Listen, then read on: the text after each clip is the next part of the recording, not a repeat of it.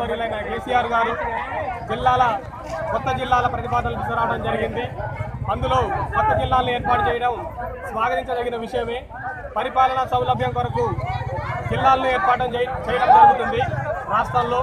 మరి ముఖ్యంగా మా డిమాండ్ ఏంటంటే ఖమ్మం జిల్లాలో ఉన్నటువంటి ఏజెన్సీ ప్రాంతాన్ని అంతా కూడా ఒక జిల్లా కావాలనేసి మేము గతంలో కూడా రిలే దీక్షలు చేయటం, అదేవిధంగా కలెక్టర్ గారు కలిసి వినతులు ఇవ్వటం, అన్ని గ్రామ పంచాయతీలు మా మండలంలో ఉన్నటువంటి 14 పంచాయతీల గ్రామ పంచాయతీలు తీర్మానం చేసి ప్రభుత్వానికి ఇవ్వటం కూడా జరిగింది. ఈ విషయమై ఎమ్మెల్యే గారిని, ఎంపీ గారిని అనేక విధాలుగా మేము మా యొక్క ఏనుకూరు మండలాన్ని కొత్తగూడెంలో కలపాలని శాంతియుత మార్గంలో ఇన్నటి వరకు కూడా పోరాటం చేయడం జరిగింది.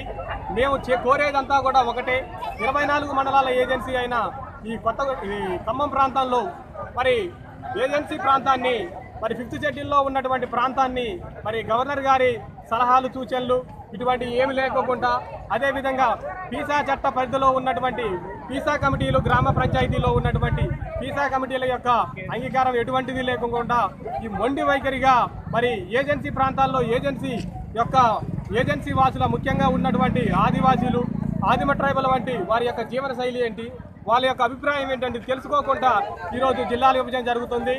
షెడ్యూల్ ఏరియాలో ఉన్నటువంటి ఏజెన్సీ ప్రాంతాలన్నిటికీ కూడా ఎక్కడైనా ఏ జిల్లానైనా షెడ్యూల్ ప్రాంతం అంతా కూడా ఉమ్మడిగా చేసినప్పుడే షెడ్యూల్లో ఉన్నటువంటి 170 చట్టం కానీ, పేసా చట్టం కానీ, ఐటీడీఏ పరిధిలో ఉన్నటువంటి గ్రామాల అభివృద్ధి కానీ కేంద్ర ప్రభుత్వం యొక్క సహకారం కానీ అధికంగా అందుతుంది. మేము యొక్క డిమాండ్ ఏంటంటే కొత్తగూడెం జిల్లా ఏనుకూరు మండలానికి 30 కిలోమీటర్ల దూరంలో ఉంది. అదేవిధంగా ఖమ్మం జిల్లా చూసుకున్నట్టయితే 60 కిలోమీటర్ల దూరంలో ఉంది. పరిపాలన సౌలభ్యం ఏ విధంగా సాధ్యమైందట? ఖమ్మం కలెక్టరేట్ ఆఫీస్ 50 కిలోమీటర్ల దూరంలో ఉంది. అదే మనం కలెక్టర్ గారికి కలిసి వినతి పత్రాలు ఇవ్వాలన్న సమస్య పరిష్కారానికి జనాలు చాలా కష్టాలు ఎదురవుతుంది ఖమ్మం జిల్లాలో కలిపి. అదే కొత్తగూడెంలో జిల్లా కలపడం వల్ల ఇప్పటి వరకు కూడా కొత్తగూడెంతో మా సంబంధ బాంధవ్యాలు అన్నీ ఉన్నాయి.